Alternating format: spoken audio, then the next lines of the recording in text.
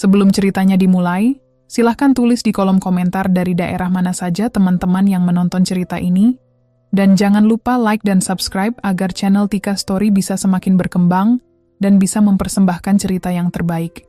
Nabila adalah wanita yang lahir dan besar dalam keluarga kaya raya. Sebagai anak tunggal dari sebuah keluarga terpandang, hidupnya tampak sempurna bagi banyak orang. Pendidikan yang tinggi, karier yang cemerlang sebagai sekretaris di sebuah perusahaan besar, serta hubungan asmara yang telah terjalin selama 5 tahun dengan Andre, pria yang juga bekerja di perusahaan yang sama. Hubungan mereka yang telah melewati berbagai fase dan ujian, akhirnya berbuah sebuah janji sakral, menikah. Awal pernikahan Nabila dan Andre tampak seperti kisah bahagia yang banyak diimpikan. Mereka saling menyayangi, hidup dalam kemewahan dan kenyamanan. Namun, di balik semua itu, ada sesuatu yang tersembunyi, rahasia dan niat yang tidak pernah diketahui Nabila. Suatu hari, tanpa sengaja, Nabila mendengar sebuah percakapan yang mengubah segalanya. Andre, suaminya, dengan santai berbicara pada temannya tentang perasaannya yang sebenarnya, bahwa ia tidak benar-benar mencintai Nabila, melainkan tertarik karena status sosial dan kekayaannya. Pengkhianatan itu menusuk dalam-dalam, dan hati Nabila yang selama ini percaya mulai retak. Alih-alih menyerah pada luka, Nabila memilih untuk menguji Andre, untuk menyingkap kebenaran lebih jauh. Ia membuat sebuah sandiwara yang luar biasa, pura-pura lumpuh, mengundurkan diri dari pekerjaannya, dan berpura-pura bahwa keluarganya telah jatuh miskin. Dengan itu, ia ingin melihat wajah asli suaminya, yang selama ini tersembunyi di balik topeng cinta palsu. Beberapa bulan kemudian, kebusukan itu mulai terkuak. Andre berubah menjadi pribadi yang kasar dan penuh amarah, bahkan tega mengusir Nabila dalam keadaan lumpuh. Kabar yang lebih menyakitkan datang dari teman Nabila. Andre berselingkuh dengan wanita lain, yang tak lain adalah teman sekantornya sendiri. Nabila yang terluka justru memutuskan untuk membalas dendam dengan cara yang sangat terencana dan elegan. Dibantu oleh bosnya yang diam-diam telah lama menyimpan rasa, Nabila menyusun rencana balas dendam yang tidak hanya akan menghancurkan Andre, tetapi juga membalikan keadaan menjadi miliknya. Dia mempersiapkan segalanya dengan cermat, hingga hari pernikahan Andre dengan selingkuhannya tiba. Hari di mana kebenaran akan terungkap secara menyakitkan di depan banyak orang. Kisah ini bukan sekadar tentang pengkhianatan dan balas dendam, tapi juga tentang kekuatan seorang wanita yang mampu berdiri tegak dari kepedihan, dan bagaimana keadilan bisa datang dari tempat yang paling tidak terduga. Nabila menatap cermin besar di ruang kamarnya, mengenakan gaun pengantin putih yang anggun. Senyum kecil tersungging di bibirnya, tapi di balik itu ada sejuta harapan dan mimpi yang dia bangun selama bertahun-tahun. 5 tahun pacaran dengan Andre, pria yang menurutnya adalah cinta sejatinya, akhirnya mencapai titik puncak yang mereka nanti-nantikan, pernikahan. Sebagai anak tunggal dari keluarga konglomerat, Nabila sudah terbiasa hidup dalam kemewahan dan ekspektasi tinggi. Orang tua dan keluarganya sangat bangga melihat putri satu-satunya menikah dengan pria yang juga sukses dan ambisius Andre. Di perusahaan tempat mereka bekerja, Andre dikenal sebagai pria cerdas dan karismatik. Namun, hanya Nabila yang tahu betapa lembut dan perhatian dirinya di balik semua itu. Sore itu, di ruang kerja kantor yang sama, Nabila duduk di mejanya sebagai sekretaris pribadi salah satu direktur, menjalani hari-hari yang teratur dan sibuk. Andre sering lewat dengan senyum hangatnya, menyapa Nabila dengan sapaan lembut, dan candaan kecil yang selalu berhasil membuat hatinya berdebar. Mereka sering makan siang bersama, berbagi cerita tentang impian masa depan mereka, dan merencanakan kehidupan yang tampak sempurna. Hari-hari berlalu dengan kebahagiaan sederhana tapi bermakna. Nabila merasa beruntung karena memiliki pasangan yang membuatnya merasa dicintai dan dihargai. Semua tampak berjalan sesuai rencana, tanpa tanda-tanda masalah sedikit pun. Namun sesuatu mulai mengganggu ketenangan itu. Ada saat-saat ketika Andre tampak sedikit berbeda, agak menjauh dan lebih sibuk dari biasanya. Nabila mengira itu hanya tekanan pekerjaan dan persiapan pernikahan yang membuatnya stres. Ia memilih untuk tidak mengganggu dan tetap percaya pada cinta yang telah mereka bangun selama ini. Di balik pintu kaca kafe yang terletak di sudut kota, sebuah percakapan kecil tanpa sengaja tertangkap oleh telinga Nabila. Saat itu, ia sedang menunggu Andre untuk sebuah pertemuan bisnis yang telah mereka jadwalkan sebelumnya. Tapi tiba-tiba ia mendengar suara Andre dari meja dekat yang membuat darahnya serasa membeku. "Andre, kamu serius nggak sih? Kalau cuma tertarik karena uang dan status, kenapa harus repot-repot pacaran selama 5 tahun?" Suara teman Andre terdengar penasaran. Andre tertawa kecil, lalu menjawab dengan nada datar dan dingin. "Jujur saja, aku nggak benar-benar mencintai Nabila. Aku hanya tertarik karena dia dari keluarga kaya, karirnya bagus, dan aku bisa dapat banyak keuntungan dari hubungan ini. Bukan karena perasaan cinta yang tulus." Jantung Nabila terasa tercekat. Air matanya hampir tumpah, tapi ia berhasil menahannya. Ia merasa seluruh dunia runtuh dalam sekejap. Semua janji manis, perhatian yang selama ini diberikan, kini terasa palsu dan menghancurkan. Sejak hari itu, Nabila mulai merasakan pergolakan besar dalam dirinya. Rasa sakit berubah menjadi kemarahan dan tekad. Ia harus tahu siapa sebenarnya Andre di balik topeng kebohongan itu. Apakah pria yang selama ini ia cintai memang begitu kejam dan licik? Keputusan berat pun diambil Nabila. Ia tidak ingin menunjukkan kelemahannya. Sebaliknya, ia akan menguji suaminya dengan caranya sendiri, dengan pura-pura lumpuh, melepaskan karirnya, dan berpura-pura jatuh miskin. Dia ingin melihat apakah Andre akan tetap bertahan atau benar-benar meninggalkannya saat segala kemewahan dan kekuatan lenyap. Malam itu, di balik senyum manisnya, Nabila merencanakan langkah-langkah yang akan mengubah hidupnya dan hubungan mereka selamanya. Ia tahu jalan ini penuh risiko, tapi demi kebenaran dan keadilan, ia siap menghadapi semuanya. Malam itu, ketika lampu-lampu kota mulai meredup dan dinginnya udara menyelimuti jendela kamar Nabila, hatinya bergejolak. Meski rencana telah dipikirkan matang, perasaan takut dan bimbang sesekali mengganggu. Namun, ia tahu ini adalah jalan yang harus ditempuh demi mengungkap siapa sebenarnya Andre. Keesokan harinya, Nabila mulai menunjukkan perubahan. Di kantor ia datang dengan wajah lesu dan langkah yang tak seenergik biasanya. Ketika bosnya Pak Bram, yang sudah lama menyukai Nabila diam-diam, memperhatikan, Nabila hanya tersenyum tipis dan berkata, "Saya merasa kurang sehat akhir-akhir ini, Pak. Kondisi ini sengaja dibuatnya agar orang-orang mulai bertanya-tanya." Ia mulai membatasi aktivitas, pura-pura sering merasa pusing dan lemas. Andre yang biasanya penuh perhatian, kini mulai terlihat bingung dan mulai bersikap sedikit berbeda. Namun, ia belum curiga bahwa ini adalah bagian dari sandiwara Nabila. Di rumah, Nabila berlatih gerakan kaki dan tangan yang dibuat seolah lumpuh. Dengan bantuan beberapa video tutorial dan literatur medis yang ia baca, ia belajar bagaimana berpura-pura sakit agar terlihat meyakinkan. Semua ini dilakukan diam-diam tanpa memberitahu siapapun. Sementara itu, ia juga mulai mengambil langkah drastis di pekerjaannya. Suatu hari, Nabila menemui bosnya dan menyerahkan surat pengunduran diri dengan alasan kesehatan yang terus memburuk.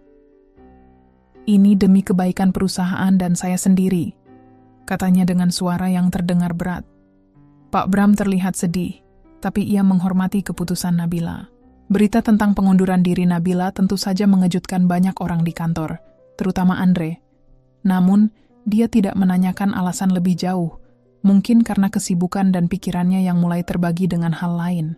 Di balik layar, Nabila terus menjalani kehidupan baru yang telah ia rencanakan. Ia mulai memberitahu teman-temannya yang dekat bahwa keluarganya mengalami masalah keuangan yang serius. Ini adalah bagian dari cerita yang ia buat untuk memperkuat sandiwara kemiskinannya. Hari-hari berlalu, dan Nabila semakin mahir memainkan perannya. Ia mulai mengenakan pakaian sederhana dan menahan diri dari gaya hidup mewah yang biasa ia nikmati. Setiap pagi ia bangun dengan semangat baru untuk melanjutkan aktingnya, meski hatinya sesak oleh luka yang dalam. Andre mulai menunjukkan sisi lain dari dirinya. Pada awalnya, ia masih bersikap baik dan perhatian. Tapi semakin lama, kesabaran dan rasa simpati itu memudar. Ia mulai mudah marah dan tak segan memarahi Nabila untuk hal-hal kecil. Suatu malam, saat Nabila sedang duduk di ruang tamu dengan kursi roda yang sengaja disiapkannya, Andre masuk dengan ekspresi lelah dan sinis. "Kamu masih saja lemah dan merepotkan," katanya dingin.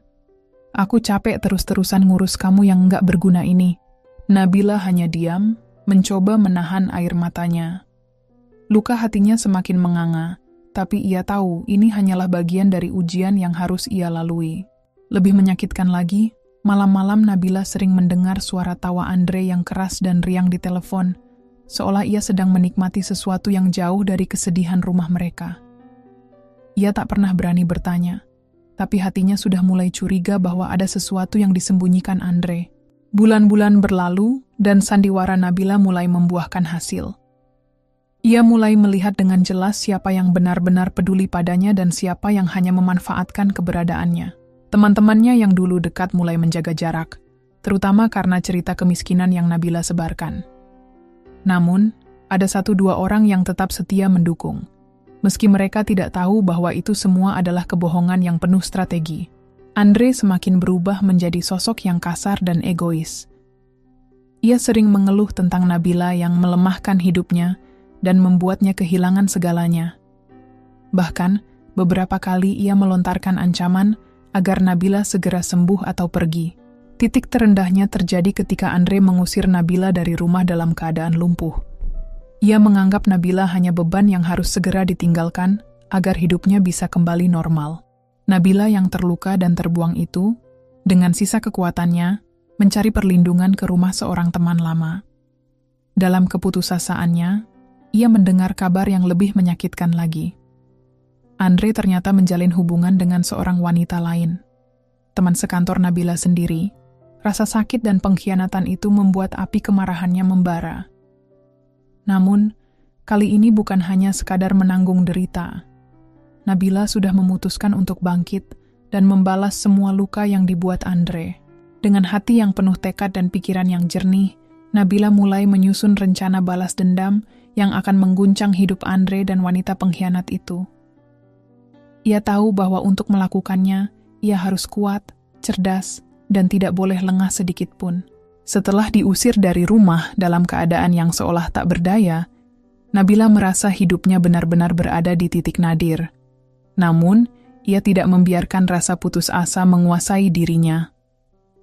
Di balik penampilan lemah yang ia tunjukkan kepada dunia, tersimpan tekad yang membara untuk membalas perlakuan Andre yang kejam. Nabila tinggal sementara di rumah sahabatnya Rina, yang selama ini selalu mendukung dan menjadi tempat curhatnya. Di sana, ia mulai mengatur kembali hidupnya yang sempat hancur. Ia tahu, untuk bisa membalas dendam dengan elegan dan tuntas, ia harus bangkit lebih kuat dan cerdas. Di kantor, bos Nabila, Pak Bram, telah lama menyimpan rasa cinta diam-diam kepadanya. Pak Bram adalah pria paruh baya yang cerdas, berwibawa, dan sangat perhatian. Ia selalu memperhatikan perubahan sikap Nabila yang tiba-tiba resign dan kemudian menghilang dari pandangannya. Pak Bram mulai mencari tahu kabar tentang Nabila melalui stafnya. Suatu hari, Pak Bram menghubungi Rina dan menyampaikan niatnya untuk bertemu dengan Nabila. Rina pun menyampaikan pesan tersebut kepada Nabila. Awalnya, Nabila merasa enggan dan tidak yakin apakah ia siap membuka hati untuk pria lain setelah dikhianati Andre. Namun, atas dorongan Rina dan logika yang berkata bahwa ia membutuhkan dukungan dan kekuatan baru, Nabila memutuskan untuk menerima ajakan Bram. Pertemuan pertama mereka setelah beberapa bulan itu berlangsung di sebuah kafe yang tenang dan eksklusif. Bram datang dengan sikap ramah, namun penuh rasa hormat. "Nabila, saya tahu ini mungkin bukan waktu yang tepat untuk bicara tentang hal ini, tapi saya ingin kamu tahu bahwa saya selalu ada untukmu," ucap Bram dengan suara lembut. Nabila terdiam sejenak, kemudian menatap mata Bram yang penuh harap. Ia tahu, Bram adalah sosok yang berbeda dari Andre. Seseorang yang tidak hanya melihatnya dari materi atau status, tetapi juga sebagai pribadi yang berharga. Seiring waktu, Nabila mulai membuka diri sedikit demi sedikit. Ia bercerita tentang pengkhianatan Andre, tentang sandiwara lumpuhnya, dan tentang rasa sakit yang selama ini ia pendam. Bram mendengarkan dengan sabar dan memberikan dukungan tanpa menghakimi. "Kalau kamu mau, aku ingin membantumu melewati semua ini. Aku tahu kamu kuat, Nabila, tapi kamu tidak harus menghadapi semuanya sendiri," kata Bram dengan penuh pengertian. Nabila merasa hatinya mulai lembut dan hangat kembali, sesuatu yang sudah lama ia pendam sejak dikhianati. Perlahan-lahan, benih cinta yang lama terkubur mulai tumbuh kembali, kali ini dengan pondasi kepercayaan yang lebih kuat. Namun di balik kebahagiaan yang mulai ia rasakan, Nabila tetap berhati-hati. Ia tahu bahwa untuk membalas Andre, ia harus tetap waspada dan menjaga rahasia sandiwara lumpuhnya agar tetap tersembunyi sampai saat yang tepat. Di sisi lain, Andre dan selingkuhannya mulai merasa nyaman dengan kehidupan baru mereka.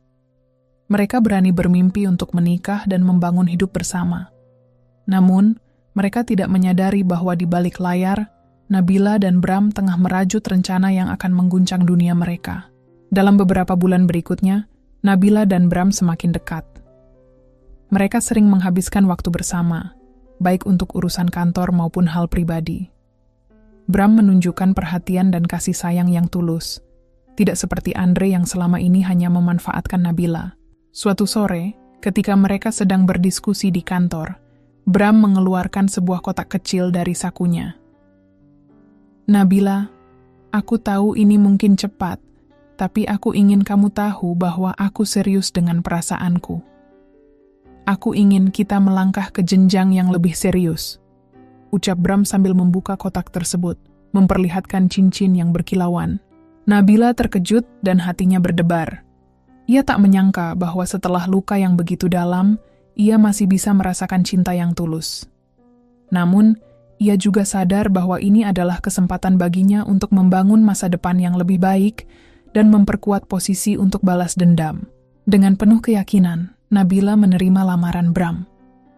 Namun, ada satu syarat yang harus dipenuhi agar ia merasa nyaman. "Aku ingin pernikahan kita diadakan secara privat, hanya dihadiri oleh keluarga dan orang-orang terdekat saja. Aku tidak mau undangan atau pesta besar yang bisa menarik perhatian yang salah," katanya tegas. Bram mengangguk tanpa ragu. "Tentu, Nabila. Aku akan menghormati keinginanmu." Hari-hari menuju pernikahan Nabila dan Bram dipenuhi persiapan yang sederhana namun bermakna. Nabila merasakan kebahagiaan yang berbeda dari sebelumnya, bukan karena kemewahan atau status, tetapi karena ia menemukan seseorang yang benar-benar mencintainya. Sementara itu, Andre yang mendengar kabar pernikahan Nabila merasa gelisah dan mulai merasakan penyesalan. Namun, kesombongannya membuatnya tetap bertekad untuk menikah dengan selingkuhannya dan melupakan Nabila selamanya. Nabila dan Bram tahu bahwa waktu balas dendam semakin dekat. Mereka telah mengumpulkan banyak bukti tentang kejahatan dan perselingkuhan Andre serta calon istrinya. Semuanya sudah siap untuk dibuka pada saat yang tepat, saat pernikahan Andre akan berlangsung. Dengan penuh keyakinan, Nabila menatap masa depan yang cerah.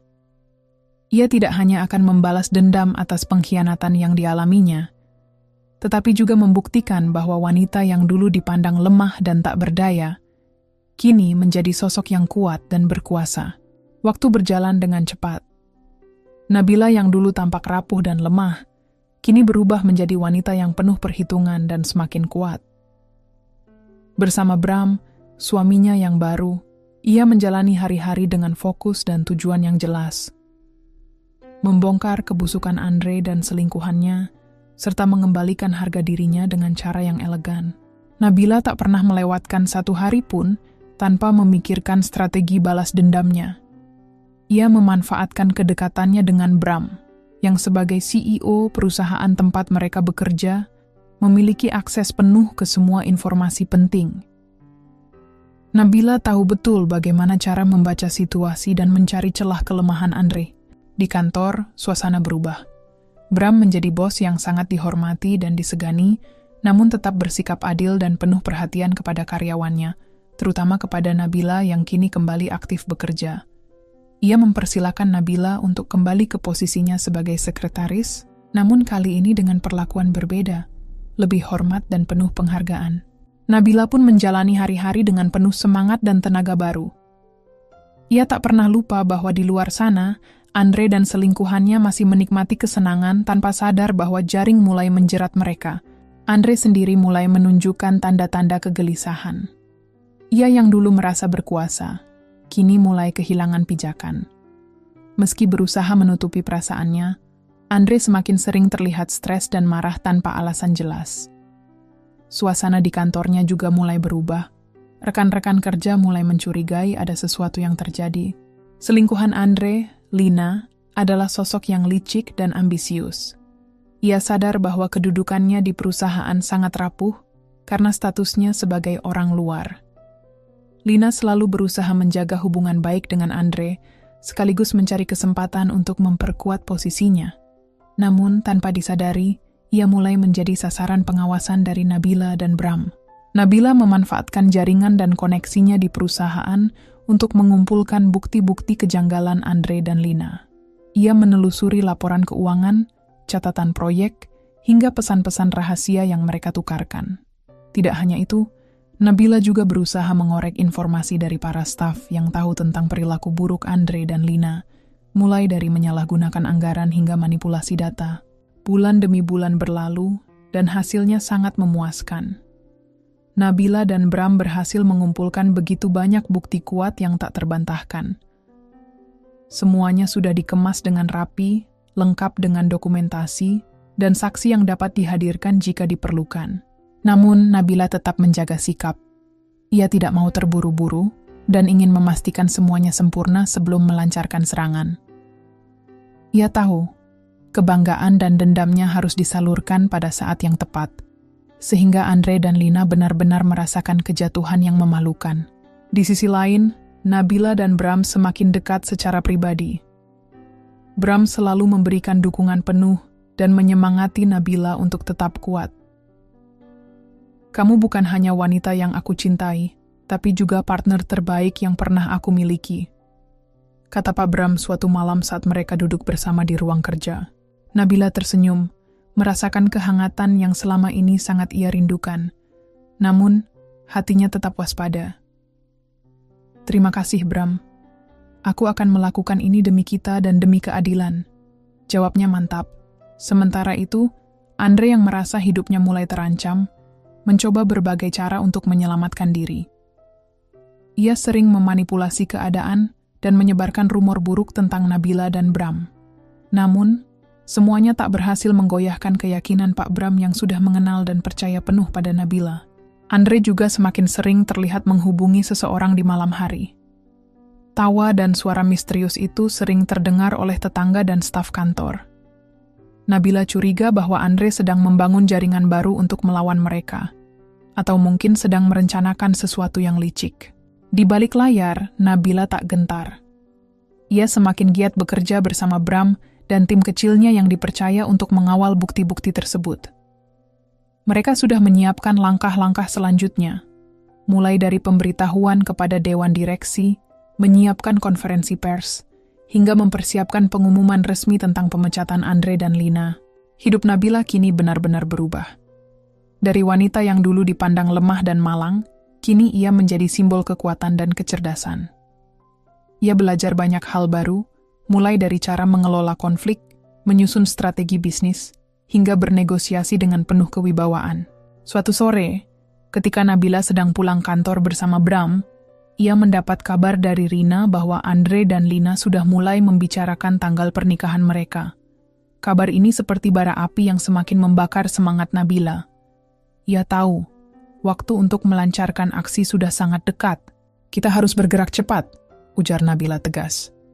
"Aku tidak mau membiarkan mereka melangkah lebih jauh." Bram mengangguk. "Semua sudah siap. Kita akan buat mereka menyesal sampai akhir hidupnya." Malam itu Nabila kembali ke rumah dengan hati yang penuh harapan dan tekad bulat. Ia tahu, tidak akan ada yang bisa menghentikannya sekarang. Ini bukan hanya soal balas dendam, tapi juga soal membuktikan bahwa ia layak mendapatkan kebahagiaan sejati. Hari-hari berlalu dengan cepat, namun setiap menit yang dilewati Nabila terasa penuh dengan ketegangan dan perhitungan. Ia dan Bram terus mempersiapkan strategi mereka dengan sangat rapi. Semua langkah diatur sedemikian rupa, agar pada waktunya, mereka bisa menghancurkan Andre dan Lina tanpa memberikan ruang bagi mereka untuk membela diri.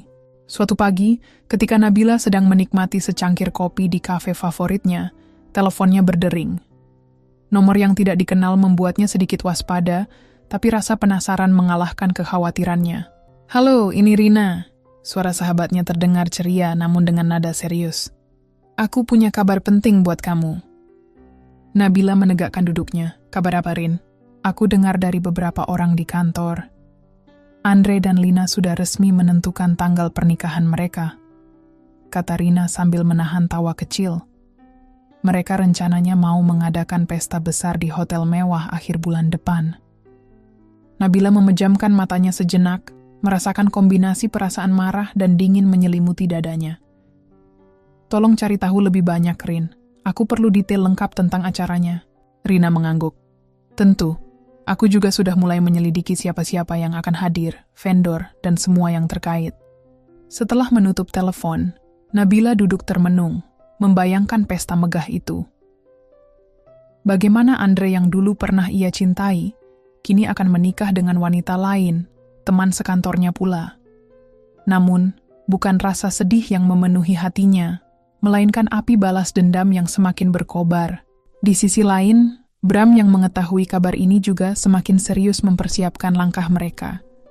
Ia mengajak Nabila untuk duduk bersama di ruang kerjanya, membahas detail rencana pembalasan. "Kita harus pastikan acara itu menjadi panggung kehancuran bagi Andre dan Lina," ujar Bram sambil membuka laptop dan menunjukkan berbagai dokumen dan data yang sudah mereka kumpulkan. Semua bukti pelanggaran, penyalahgunaan dana, bahkan hubungan gelap Lina dengan beberapa lelaki yang lain sudah siap kita umumkan. Nabila mengangguk mantap. "Aku tidak akan membiarkan mereka melanjutkan kebohongan dan pengkhianatan mereka di depan orang-orang yang selama ini kita kenal." Bram tersenyum lembut. "Kamu hebat, Nabila. Aku bangga bisa berdiri di sampingmu." Hari-hari berikutnya, Nabila dan Bram semakin sibuk. Mereka membentuk tim kecil yang terdiri dari orang-orang terpercaya untuk mempersiapkan bukti-bukti yang akan dipublikasikan saat pesta pernikahan Andre dan Lina. Semua harus berjalan lancar tanpa ada gangguan, namun di balik persiapan yang matang itu, Nabila tetap menjalani kehidupannya dengan penuh profesionalisme di kantor. Ia berusaha menjaga citra baik agar tidak ada yang mencurigai rencana besarnya. Senyum dan keramahan menjadi tamengnya, sementara di dalam hatinya, ia mengukir tekad untuk membalas semua sakit hati yang pernah diterimanya. Pada suatu sore, ketika Nabila sedang bekerja di ruangannya, Bram datang dengan wajah serius. "Nabila, aku dapat informasi penting," katanya sambil menyerahkan sebuah dokumen. "Andre dan Lina sudah mulai membicarakan detail acara pernikahan mereka. Tamu undangan, dekorasi, bahkan sponsor sudah disiapkan." Nabila membaca dokumen itu dengan seksama. "Bagaimana dengan undangan kepada keluarga dan teman-teman kita?" Bram menggeleng. "Mereka hanya mengundang orang-orang tertentu, terutama yang berpengaruh dalam bisnis dan sosialita. Kita harus bisa menyusup atau setidaknya membuat kejutan di acara itu." Nabila tersenyum licik. "Jangan khawatir, Bram. Aku sudah menyiapkan sesuatu yang spesial." Hari-hari terus berputar, dan tanggal pernikahan Andre dan Lina semakin dekat. Nabila merasa waktu yang ia tunggu-tunggu semakin mendekat saat ia bisa membuktikan kepada semua orang, termasuk Andre, siapa sebenarnya yang kuat dan pantas mendapatkan kebahagiaan. Sementara itu, Andre yang sudah mulai merasakan tekanan dari sekelilingnya, mencoba untuk menghubungi beberapa kolega dan teman lama untuk meminta bantuan. Namun, usaha itu tak membuahkan hasil. Reputasinya mulai tercemar dan semakin banyak orang yang mulai menjauhinya. Lina pun tak kalah panik. Ia yang biasanya percaya diri, kini mulai terlihat gelisah. Rumor tentang masa lalunya yang penuh skandal dan perselingkuhan tersebar luas, membuatnya kehilangan banyak dukungan dari orang-orang di sekitarnya. Di tengah semua kekacauan itu, Nabila dan Bram tetap tenang dan fokus. Mereka tahu, kemenangan terbesar akan datang di hari pernikahan itu. Malam sebelum acara, Nabila duduk di balkon apartemennya, memandang bintang-bintang di langit. Ia menghela napas dalam-dalam dan menutup matanya sejenak. "Ini untuk semua luka yang pernah kau berikan padaku, Andre," bisiknya pelan. "Aku akan membuatmu merasakan pahitnya karma." Besok adalah hari yang akan mengubah segalanya. Pagi itu, suasana di sekitar gedung tempat pesta pernikahan Andre dan Lina akan digelar sudah sangat sibuk. Para tamu mulai berdatangan, mengenakan pakaian terbaik mereka, penuh harap menyaksikan pernikahan megah yang sudah lama dinantikan. Andre sendiri tampak sedikit gugup, tapi tetap berusaha menunjukkan wajah percaya diri. Lina, dengan gaun pengantin berwarna putih yang memukau, berdiri di dekat pintu masuk sambil menerima pujian dari para tamu. Senyumnya tampak terlalu lebar, seperti berusaha menutupi kegelisahan yang tersimpan di dalam hatinya. Sementara itu, di ruang tunggu VIP, Nabila duduk dengan tenang mengenakan busana elegan berwarna merah marun. Bram duduk di sampingnya, mengenakan jas hitam yang rapi. Keduanya memancarkan aura yang berbeda. Kuat, percaya diri, dan tidak tergoyahkan. Nabila memandang cermin kecil di tangannya, tersenyum tipis. Ia sudah tidak lagi terlihat seperti wanita yang dulu pernah ia perankan sebagai sosok lumpuh dan lemah. Kini, ia adalah wanita yang kembali bangkit, lebih kuat dan lebih berwibawa daripada sebelumnya. "Ini saatnya, Nabila," ucap Bram pelan. "Semua sudah siap." Nabila mengangguk. "Mari kita buat pesta ini menjadi akhir dari mimpi buruk yang aku jalani." Di luar, para tamu mulai dipandu masuk ke dalam ballroom yang dihiasi dengan ornamen mewah dan bunga-bunga segar. Musik lembut mengalun, menciptakan suasana yang romantis dan penuh haru. Ketika acara mulai, Andre dan Lina berdiri di altar, siap untuk mengucapkan janji suci. Semua mata tertuju pada mereka. Andre mencoba menatap Lina dengan penuh cinta, meski hatinya masih penuh keraguan. Namun, sebelum ijab kabul dimulai, suasana tiba-tiba berubah drastis. Sebuah layar besar yang terpasang di sisi panggung menyala dengan sendirinya, menampilkan sebuah video dan slide yang sangat mengejutkan semua orang yang hadir. "Selamat pagi, hadirin yang terhormat," suara Nabila terdengar lantang dari pengeras suara, membuat semua tamu terdiam dan memalingkan perhatian ke arah layar dan mikrofon. Video pertama menampilkan bukti-bukti Andre melakukan korupsi dan penggelapan dana perusahaan. Dokumen-dokumen rahasia, transfer uang mencurigakan, dan rekaman percakapan yang tidak bisa dibantah. Para tamu mulai berbisik-bisik, banyak yang tidak percaya dengan apa yang mereka lihat. Selanjutnya, muncul foto-foto Lina sedang bersama beberapa pria berbeda di berbagai lokasi. Bukti perselingkuhan yang tidak bisa disangkal. Video call dan chat intim yang memperlihatkan Lina bukan hanya selingkuh dengan Andre, tetapi juga dengan lelaki-lelaki lain yang selama ini tidak diketahui oleh siapapun. Andre dan Lina tampak tercengang, wajah mereka berubah pucat. Lina berusaha menutupi wajahnya dengan tangan, sementara Andre hanya bisa terpaku, tidak tahu harus berkata apa. Nabila melanjutkan dengan suara tegas. "Ini adalah bukti kejahatan dan pengkhianatan yang telah dilakukan oleh Andre dan Lina selama ini. Mereka tidak layak menjadi bagian dari perusahaan ini, apalagi memimpin dan membangun masa depan kita bersama." Bram muncul di samping Nabila, kemudian dengan tegas mengumumkan, "Atas nama perusahaan, saya dengan ini memutuskan untuk memberhentikan Andre dan Lina secara tidak hormat dari jabatan dan posisi mereka di perusahaan ini. Keduanya juga diblokir dari seluruh jaringan perusahaan dan divisi terkait di seluruh negeri." Sorak-sorai dan tepuk tangan mulai terdengar dari sebagian besar tamu yang merasa lega dan puas dengan pengumuman tersebut. Beberapa tamu yang tadinya tampak kaget, kini mulai mengangguk setuju dan berbisik bahwa keadilan akhirnya ditegakkan. Andre dan Lina merasa terpojok dan malu besar. Lina bahkan menangis di depan umum, namun air matanya tidak bisa menghapus rasa malu yang sudah menyelimuti dirinya. Andre berusaha membela diri, namun suaranya serak dan tidak meyakinkan. Ia akhirnya membatalkan pernikahan mereka secara resmi, yang membuat Lina semakin hancur. Nabila menatap mereka dengan dingin. "Ini adalah karma atas semua kebohongan dan pengkhianatan kalian. Jangan pernah mengira kalian bisa menipu dan melukai orang lain tanpa konsekuensi." Dengan langkah mantap, Nabila bergandengan tangan dengan Pak Bram, berjalan keluar dari panggung utama dengan kepala tegak. Aura kekuatan dan kemenangan terpancar dari keduanya. Para tamu mulai berbisik tentang bagaimana seorang wanita yang pernah dikhianati bisa bangkit dan membalas dengan cara yang luar biasa. Banyak yang memandang Nabila dengan rasa kagum dan hormat. Di luar ballroom, Nabila dan Bram berdiri sejenak menikmati momen kemenangan itu. "Aku tidak pernah menyangka kau bisa melakukan ini semua, Nabila," kata Bram pelan, menggenggam tangan Nabila erat. Nabila tersenyum. "Aku hanya ingin menunjukkan bahwa wanita tidak boleh diperlakukan seperti barang. Aku ingin membuktikan bahwa cinta dan kesetiaan itu bukan hal yang bisa dipermainkan." Bram mengangguk penuh pengertian. "Kita akan mulai babak baru, Nabila.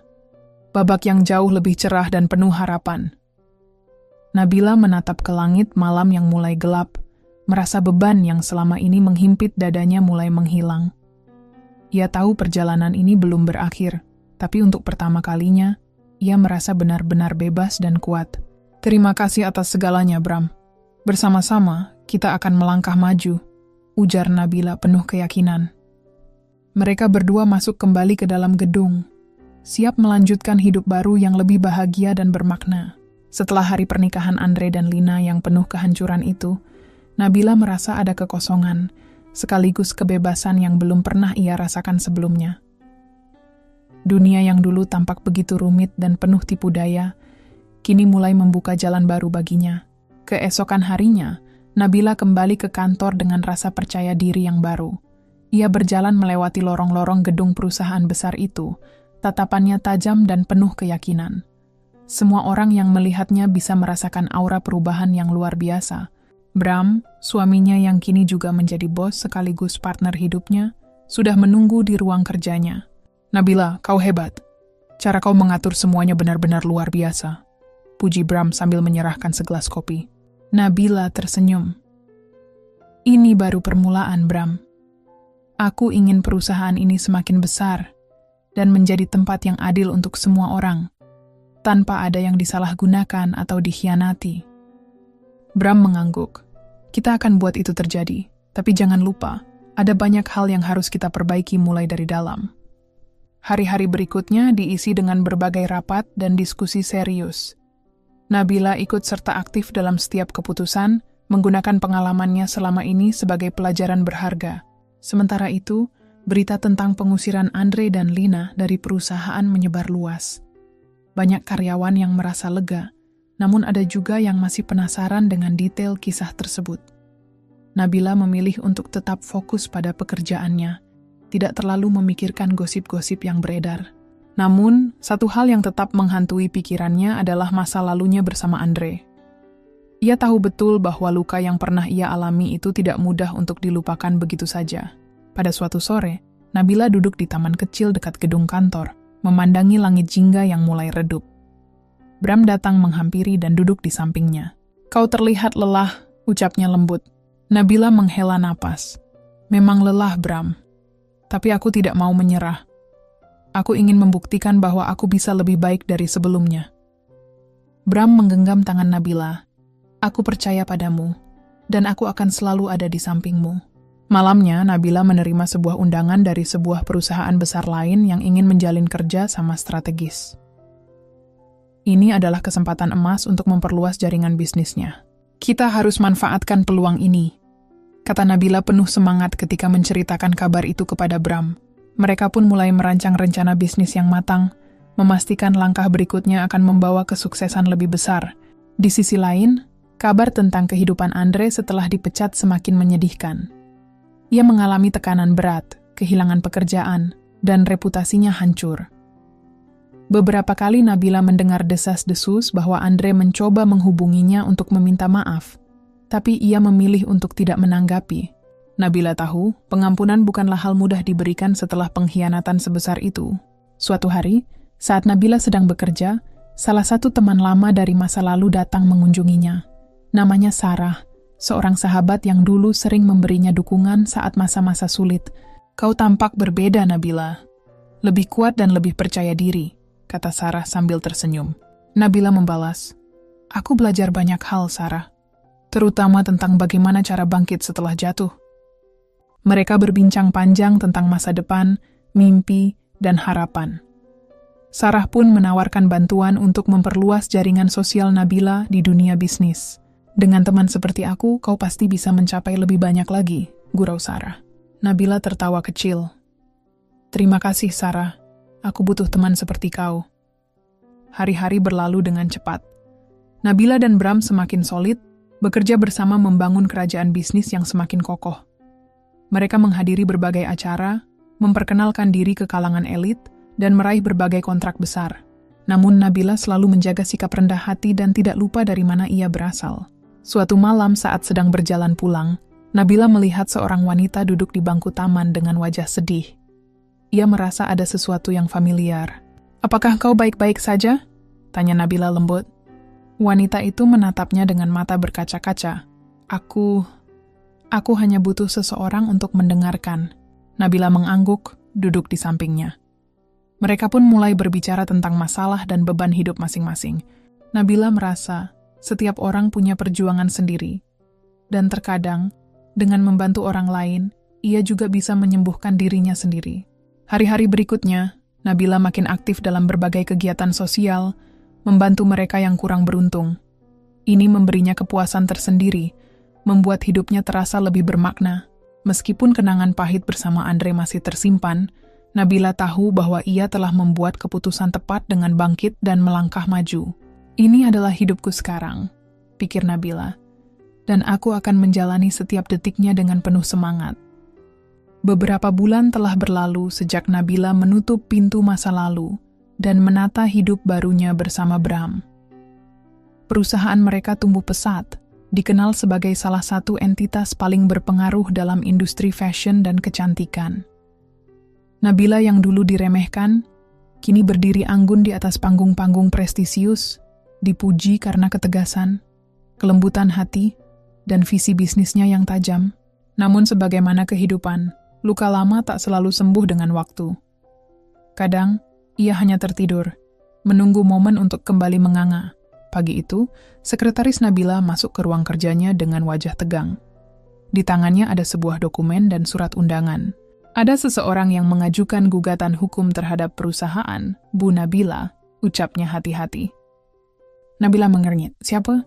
Nama penggugatnya, Andre Fadila. Beberapa detik ruangan itu hening, hanya suara jam dinding yang berdetak. Jantung Nabila berdegup kencang, bukan karena takut, tapi karena muak. Ia tidak menyangka Andre masih berani muncul setelah semuanya. Gugatan atas dasar apa? Tanyanya tenang. Penggugat mengklaim bahwa ia masih memiliki saham yang seharusnya dibayarkan oleh perusahaan lama sebelum merger dengan perusahaan Bram. Dia menuntut pembagian keuntungan. Nabila mendengus. Dia tidak tahu malu. Bram masuk tak lama kemudian, membaca dokumen itu dengan serius. Ini gugatan mengada-ada.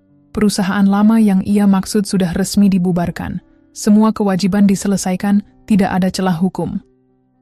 Nabila mengangguk. Tapi aku tahu ini bukan tentang uang. Dia hanya ingin balas dendam atau memancing perhatian. Kalau begitu, biar kita jawab dengan cara profesional, kata Bram. Kita bawa tim legal terbaik. Hari-hari berikutnya dipenuhi dengan rapat bersama tim hukum, pemeriksaan berkas lama, dan mempersiapkan semua kemungkinan di pengadilan. Meski awalnya enggan, Nabila memutuskan untuk hadir langsung saat sidang pertama berlangsung. Di ruang sidang, pandangan mereka bertemu untuk pertama kalinya setelah insiden memalukan di pernikahan Andre dan Lina. Andre tampak berbeda. Wajahnya lebih tirus, matanya sayu, tapi masih menyisakan kesombongan lama. Di sebelahnya duduk seorang pengacara muda, jelas dari firma kecil. Lina tak tampak dimanapun. Nabila berdiri tegak, anggun dengan setelan jas putih yang mencerminkan wibawa. Di sisinya Bram dan dua pengacara kawakan. Sidang dibuka. Andre mengajukan tuntutannya, mengklaim bahwa hak-haknya sebagai mantan pemilik saham tidak pernah ditebus. Namun, pembelaan dari pihak Nabila jauh lebih solid. Dokumen-dokumen lengkap membuktikan bahwa semua sudah diselesaikan secara sah. Ketika giliran Nabila bicara, ruangan menjadi sunyi. Saya berdiri di sini bukan untuk membela diri dari fitnah, ujarnya tegas. Tapi untuk memastikan bahwa keadilan tidak disalahgunakan oleh orang yang gagal menerima kenyataan. Saudara Andre Fadilah bukan korban. Ia pelaku. Ia meninggalkan saya demi wanita lain, mencuri aset perusahaan yang dulu saya bangun bersamanya, dan mencoba menghancurkan reputasi saya.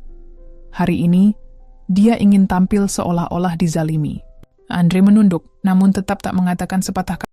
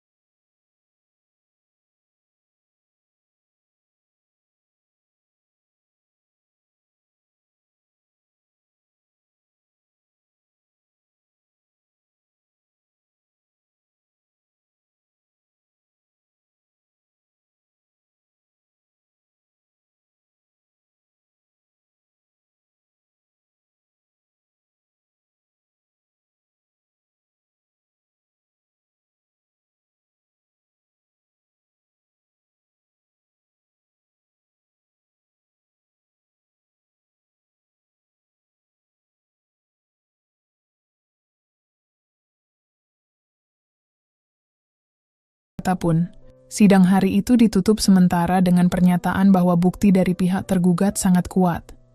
Keputusan akan dibacakan di persidangan berikutnya. Setelah keluar dari ruang sidang, Nabila berjalan melewati Andre yang masih berdiri mematung.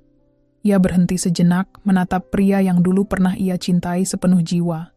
Jangan buang sisa hidupmu untuk membalas dendam, Andre. Kau sudah kehilangan terlalu banyak. Andre balas menatap, matanya penuh perasaan yang sulit diuraikan. Kau berubah. Kau bukan Nabila yang dulu. Nabila tersenyum tipis. Memang, Nabila yang dulu sudah kau hancurkan. Yang sekarang, dia bangkit dari reruntuhan. Di minggu yang sama, keputusan pengadilan turun. Gugatan Andre ditolak sepenuhnya. Hakim menyebut bahwa klaimnya tidak berdasar dan ada unsur itikat buruk dalam gugatan tersebut. Andre harus membayar biaya perkara. Tak lama kemudian, berita ini tersebar ke media bisnis. Nama Andre kembali menjadi bahan gosip, kali ini sebagai pria yang hancur karena ambisi dan dendam pribadi. Sementara itu, Nabila dipuji karena keberaniannya menghadapi masa lalu dengan elegan. Namun, kisah tak berakhir di sana. Malam itu Nabila menerima surat tak bernama yang dikirim langsung ke rumahnya. Di dalamnya hanya ada satu kalimat yang ditulis tangan. Apa kau pikir aku sendirian? Tak ada tanda tangan, tak ada alamat. Tapi Nabila tahu, permainan belum berakhir. Entah dari mana, seseorang yang mendukung Andre sedang berusaha ikut campur. Dan orang itu sepertinya tahu lebih banyak daripada yang Nabila duga. Ia menatap jendela ruang tamunya yang kini sunyi.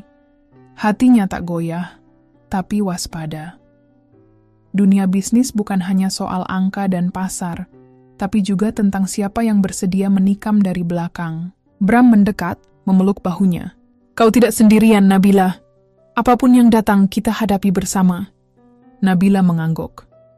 Biarkan masa lalu membusuk. Tapi jika mereka datang lagi, aku akan pastikan mereka benar-benar terkubur. Malam itu hujan turun dengan derasnya. Petir menyambar langit, seolah mengiringi ketegangan yang diam-diam mengendap di hati Nabila. Surat misterius tanpa nama itu masih tergenggam di tangannya. Ia memandangnya untuk kesekian kali, menganalisis setiap goresan huruf, mencoba menemukan petunjuk. Siapa yang mengirimnya? Apa maksud, aku tidak sendirian?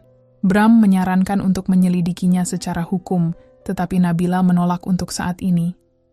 Kalau mereka ingin bermain kotor, aku akan biarkan mereka membuka semua kartu lebih dulu. Katanya dengan suara tenang namun penuh tekad. Beberapa hari kemudian, berita mengejutkan datang dari kantor pusat perusahaan. salah satu cabang besar milik Nabila mengalami kerugian mendadak. Data keuangan menunjukkan adanya manipulasi laporan, dan sejumlah besar dana lenyap dari rekening operasional. Nabila segera memanggil tim audit internal. "Ini bukan kesalahan sistem," kata salah satu kepala bagian keuangan. "Ada orang dalam yang bermain curang." Nabila menatap layar laptopnya, di mana data transaksi fiktif terpampang jelas. "Cari tahu siapa yang terlibat, segera." Di saat bersamaan, muncul berita bahwa salah satu mantan investor lama perusahaan Andre, yang dulu ikut bangkrut bersamanya, ternyata kembali aktif di dunia bisnis.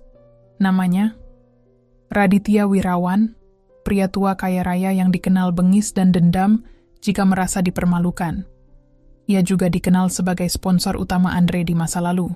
"Dia itu iblis berkepala 3, komentar Bram saat mendengar nama itu. "Dulu dia pernah memaksa merger perusahaan teknologi dan menghancurkan 2 keluarga hanya demi saham." "Kalau Raditya ikut campur, ini bukan sekadar dendam pribadi Andre," kata Nabila pelan. "Ini bisa jadi permainan besar yang melibatkan reputasi, kekuasaan, dan kehancuran." Hari-hari berikutnya menjadi semakin menegangkan. Beberapa klien besar mulai menarik kontrak. Beberapa supplier yang dulu setia mendadak beralih ke perusahaan lain. Semua terjadi begitu teratur dan sistematis. Nabila tahu ini bukan kebetulan. Sore itu, Nabila duduk di ruang rapat dengan timnya. Wajah mereka serius. Di tengah tekanan dan sabotase yang terjadi, satu hal menjadi jelas. Ada pihak eksternal yang menyerang dari segala sisi. "Kita disabotase secara halus," ujar Bram. "Dan mereka pintar. Mereka tidak menyerang langsung. Mereka merusak pondasi." "Lalu apa rencana kita?" tanya Nabila. Suaranya tajam, penuh keberanian. Ia kemudian menggelar peta besar, rencana yang sudah ia susun jauh sebelum perusahaan berkembang. Rencana cadangan, sistem pertahanan, dan jaringan bisnis alternatif yang hanya ia dan Bram ketahui. "Kita punya jaringan pengusaha muda dan UMKM yang pernah kita bantu di awal," kata Nabila. "Sudah waktunya kita tarik semua kekuatan itu. Kita bangun ulang jaringan distribusi sendiri, tidak bergantung pada supplier besar yang gampang dibeli." Beberapa hari kemudian, Nabila mengumumkan strategi bisnis baru. Mereka akan fokus pada produk lokal, memberdayakan lebih banyak pengrajin dalam negeri, serta menggunakan platform digital eksklusif milik mereka sendiri. Tentu, langkah ini membuat lawan bisnisnya gelisah. Mereka berpikir Nabila akan goyah setelah kehilangan beberapa aset besar. Tapi yang terjadi justru sebaliknya, ia tumbuh lebih kuat. Di tengah hiruk-pikuk pertempuran bisnis, Nabila tak menyadari satu hal. Seseorang yang dulu pernah ia anggap teman, kini berbalik arah. Namanya Tasya, mantan rekan kerja Nabila yang dulu pernah ia bantu keluar dari krisis finansial. Tanpa sepengetahuan Nabila, Tasya kini bekerja sama diam-diam dengan Raditya. Ia menjadi informan dari dalam, memberikan informasi detail tentang langkah-langkah internal perusahaan Nabila. "Tasya, kau yakin dia tidak curiga padamu?" tanya Raditya melalui sambungan telepon pribadi. "Dia percaya padaku seperti adik sendiri," jawab Tasya dengan suara lembut namun menusuk. Dan itu yang membuatnya paling mudah dijatuhkan. Rencana Raditya sangat jelas. Ia tidak hanya ingin menghancurkan perusahaan Nabila. Ia ingin merusak reputasi, memaksa Nabila menyerah, dan menjadikan semua yang ia bangun, termasuk hubungan dengan Bram, runtuh perlahan dari dalam. Sementara itu, di rumah, Nabila mulai merasakan kejanggalan. Beberapa berkas penting tiba-tiba terlambat masuk ke meja kerjanya. Agenda rapat bocor ke media. Bahkan satu produk unggulan mereka tiba-tiba dibajak oleh kompetitor. "Ini kerjaan orang dalam," ujar Bram. "Dan kita harus segera tahu siapa dia sebelum semuanya terlambat." Nabila mengangguk. Ia memutuskan membentuk tim rahasia beranggotakan 3 orang terpercaya yang tidak berada di struktur utama. Mereka menyelidiki semua jalur komunikasi, aktivitas logistik, dan siapa saja yang punya akses penuh ke informasi bisnis mereka. Dalam waktu kurang dari seminggu, tim tersebut membawa bukti mengejutkan. Nama Tasya muncul di daftar akses terbatas beberapa kali, akses yang seharusnya hanya diberikan atas izin Nabila sendiri. Dia akses file perjanjian vendor, proposal merger, dan juga daftar klien prioritas, ujar salah satu penyelidik. Nabila tercekat. Tasya, gumamnya nyaris tak terdengar. Orang yang paling aku lindungi selama ini. Ia terdiam cukup lama, memandang keluar jendela, di mana langit mulai kembali gelap. Hujan mulai turun lagi, seperti pertanda bahwa badai belum berlalu. Panggil dia ke sini, tapi jangan beritahu alasannya, ucap Nabila tegas. Sore itu, Tasya datang ke kantor pusat. Ia tersenyum seperti biasa, membawa sekotak kue kesukaan Nabila, seolah tak terjadi apa-apa. Nabila menatapnya tajam, namun tetap menjaga ketenangan. Di dalam ruang rapat pribadi, hanya ada mereka berdua. Nabila menyodorkan tablet berisi bukti akses ilegal yang dilakukan Tasya. Aku ingin dengar langsung darimu, Tasya, kata Nabila. Kenapa? Wajah Tasya berubah pucat, tapi masih mencoba tersenyum. Ini pasti hanya kesalahpahaman. Jangan bohong, potong Nabila tajam. Kau menjual informasi pada Raditya, dan aku ingin tahu, apa hanya uang alasannya, atau ada hal lain? Tasya tertunduk. Bahunya mulai bergetar, tapi bukan karena menyesal. Aku lelah selalu jadi bayanganmu, Nab. Kau yang selalu dipuji. Kau yang dianggap penyelamat. Sementara aku, cuma figuran di cerita besarmu, katanya dengan suara getir. Nabila menutup mata sejenak. Luka di dadanya kembali terbuka. Dikhianati oleh seseorang yang kau cintai. Itu menyakitkan. Tapi dikhianati oleh orang yang pernah kau selamatkan. Jauh lebih menyakitkan. Keluar dari perusahaan ini, hari ini juga, dan jangan pernah datang lagi, ujar Nabila. Tasya berjalan keluar, tak berkata apa-apa. Namun sebelum pintu tertutup, ia menoleh dan berucap, ini belum selesai. Nabila menghela napas panjang. Tidak, ini belum selesai. Dan dia tahu babak selanjutnya akan lebih berbahaya. Nabila menatap layar komputer di hadapannya dengan mata yang tak lagi berkedip. Surat pengunduran diri palsu dari 3 klien penting masuk secara bersamaan. Ketiganya adalah rekanan lama yang selalu loyal dan tak pernah ada masalah sebelumnya. Isinya pun serupa, mengutip alasan ketidakstabilan internal perusahaan dan ketidakpastian arah bisnis ke depan. Ini bukan hanya sabotage, ini perang terbuka, gumam Nabila pelan. Bram masuk ke ruangan dengan wajah cemas, membawa berkas lain. Nab, kita baru dapat laporan. Vendor pengiriman barang kita di wilayah Jawa Tengah dan Timur menghentikan kerja sama sepihak. Mereka mengaku ditekan oleh perusahaan baru yang katanya punya backing kuat.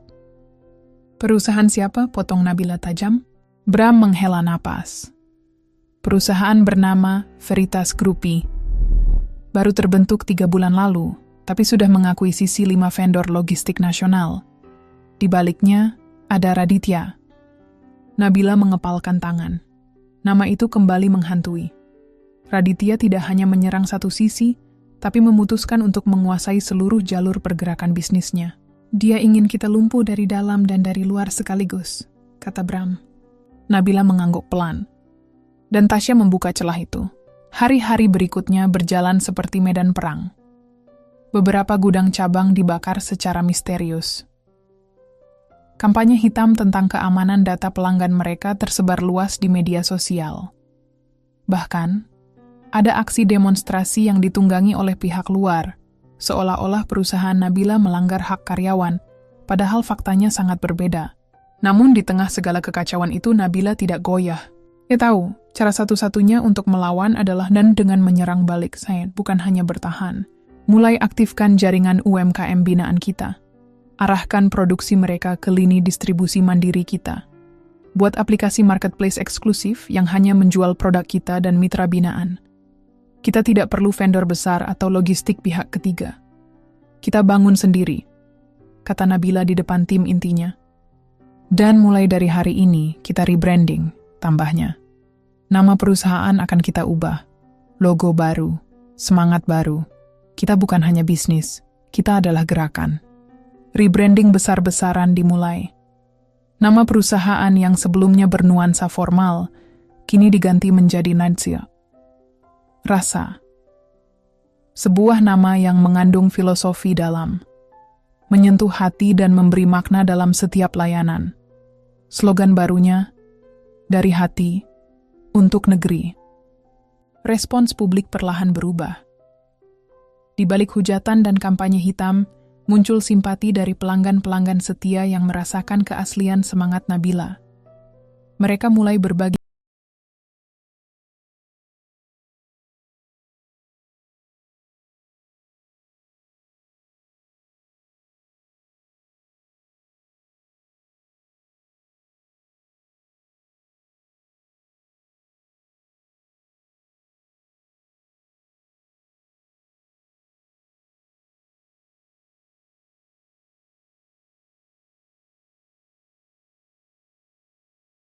kisah positif tentang pelayanan yang pernah mereka dapatkan, tentang UMKM yang kini bertumbuh karena bantuan rasa.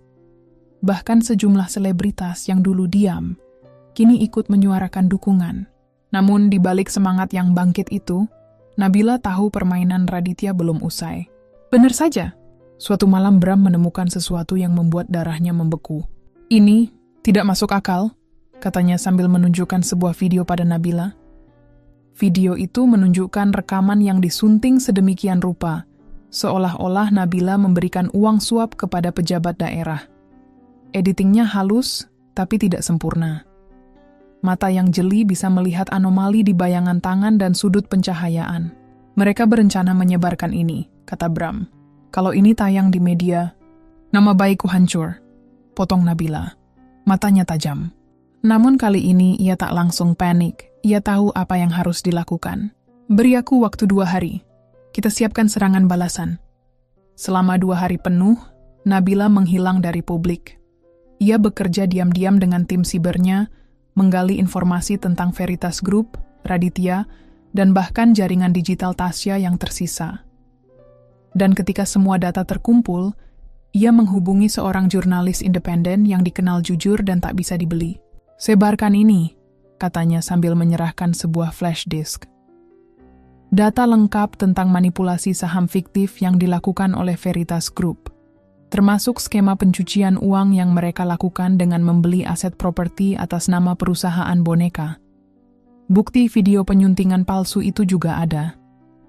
Jurnalis itu sempat terdiam. "Kau sadar risiko menyebarkan ini?" "Ya," jawab Nabila mantap. "Tapi lebih berbahaya kalau kita diam." Dan 2 hari kemudian, berita itu pecah di media nasional.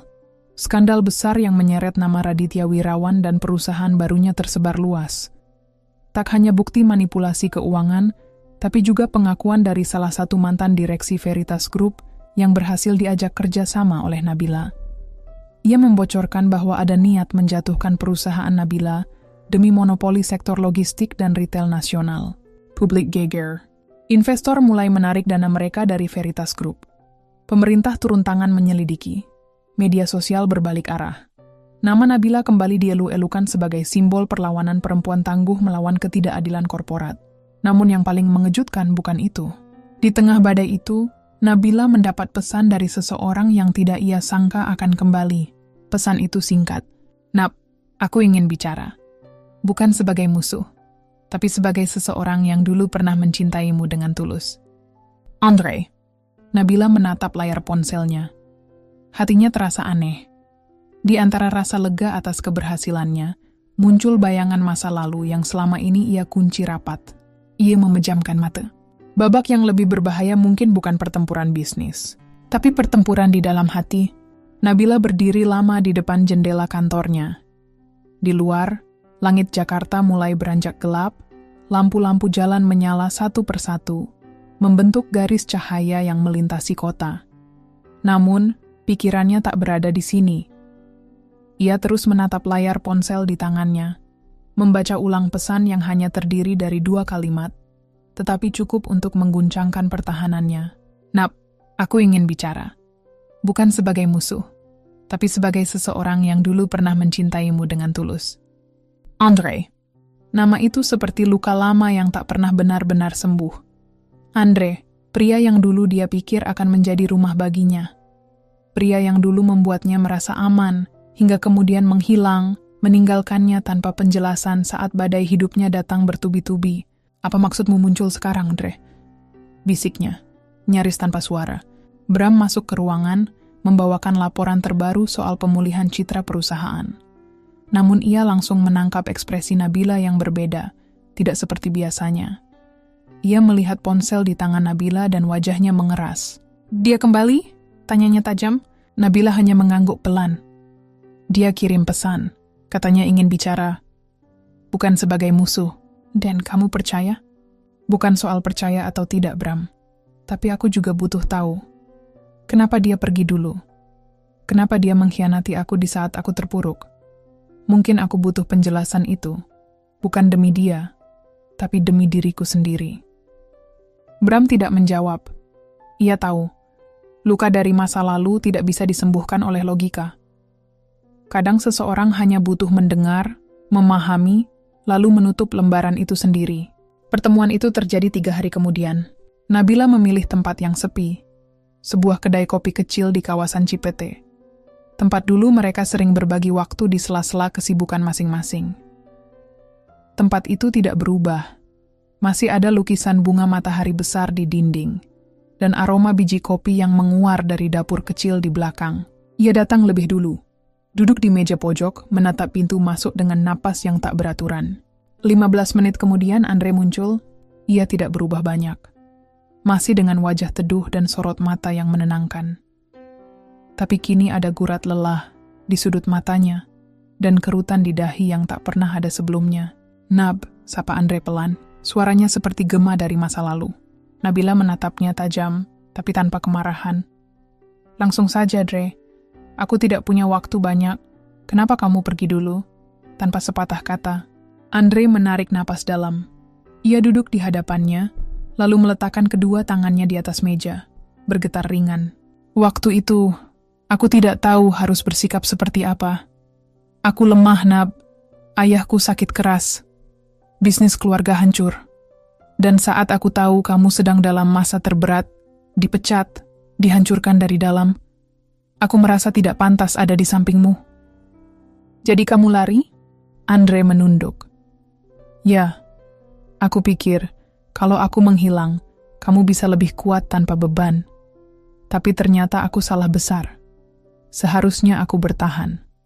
Seharusnya aku tetap di sisimu, walau hanya sebagai teman." Nabila menatapnya lama.